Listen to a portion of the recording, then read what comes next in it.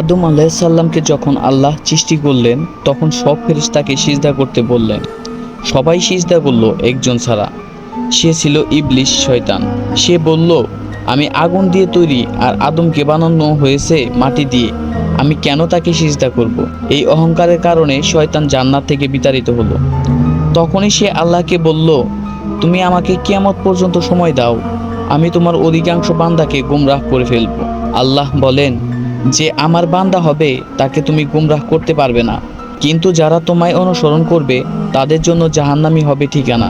আজও শয়তান আমাদের নামাজ, কুরআন, হালাল রিজিক, সততা থেকে সরিয়ে দিতে চায়।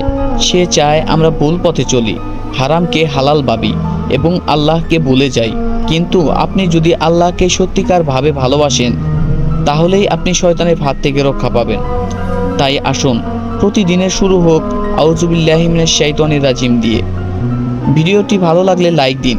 ইসলাম প্রচারে সাহায্য করতে চ্যানেলটি সাবস্ক্রাইব করুন।